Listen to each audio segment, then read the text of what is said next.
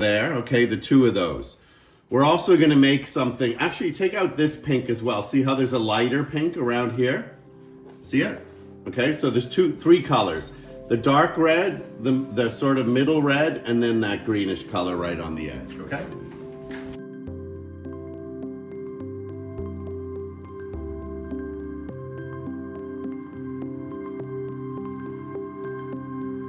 Tend to be there when you're finished blending.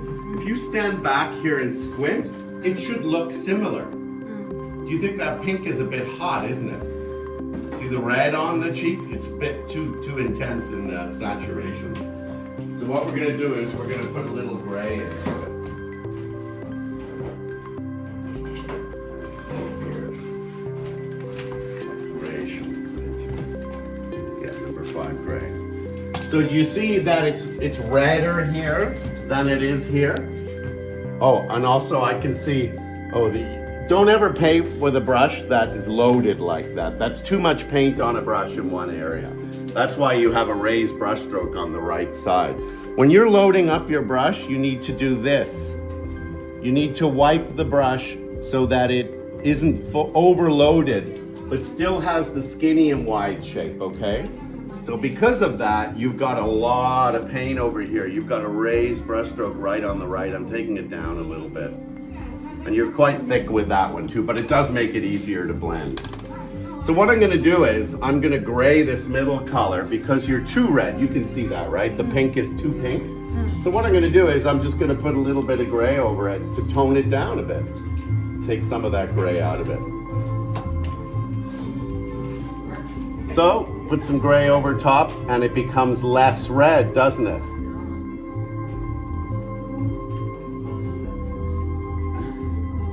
Which is more like what's happening over here.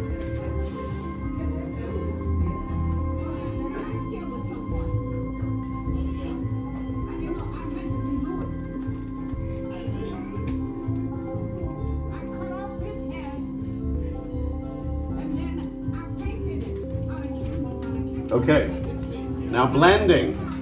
Blending an edge, you need really small blending brushes.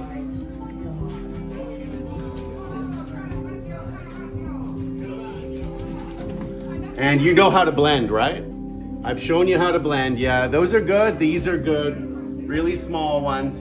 Well, you're gonna put your finger down for stability and you're barely touching the surface of the painting. Start the work above the surface and slowly let it come down. And you're kind of doing oblong shapes like this, bringing one color in, barely touching the surface of the painting. And this is how slow you should go, okay? Look how long I'm spending in that spot. Okay. Wipe, wipe, wipe on a rag, continue down that, and then a different brush for this edge, and then a different brush for that edge, and a different brush for that edge, okay? So right now, I've got the brush, I've been starting to do this edge, so you can continue with this on that pink versus the darker red, okay?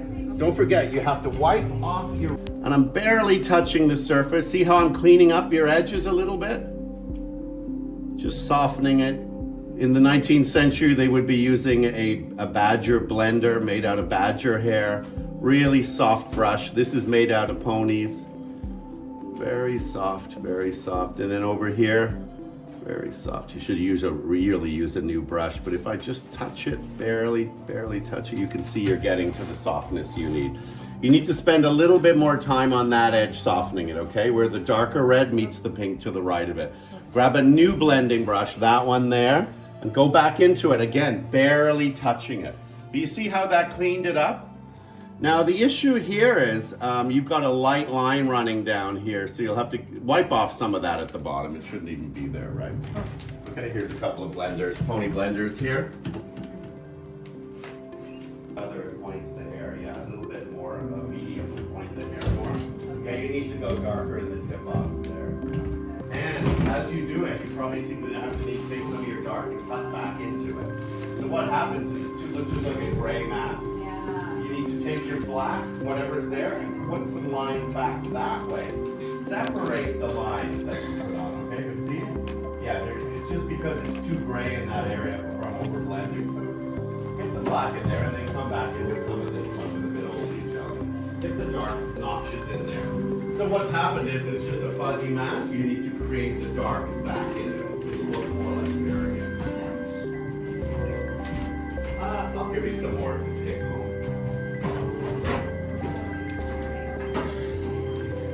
Yeah, well that's true. So you have a couple of weeks to push this. And like I say, you let it dry in between coats. You got burnt umber there? Somebody else have burnt umber somewhere? It's the Winton version, Windsor Newton. So when I talk about color, I'll talk about what you need to buy if you're going to set up yourself like we do. The true Windsor Newton, if you bought the true Windsor Newton tube of this, it could be $40. This tube is $25, so it saves you money. It is the student version of it. Typically, Ateliers won't let you use the student version. The Winton version is perfectly fine. I think they're being too snobby. You can learn how to paint cheaply, you know, and then go to expensive color. So that one was done? Yeah. Okay, and that was there. Okay, so we'll go to the next dark one. We'll go to the top of this. I want to see if it's the same as that. If it is, you're going to go down here into that dark one. We'll be adding black. Black. Yeah, we'll be in black there. Yeah, that's much better. Yeah, I wear the glass. Much better. Oh, so you couldn't see. I can see the Oh no, fuzzy. so you couldn't even tell whether you were touching the painting or Yeah. pressing too hard. Yeah. Yeah, you need to be able to see it for sure. I'm glad.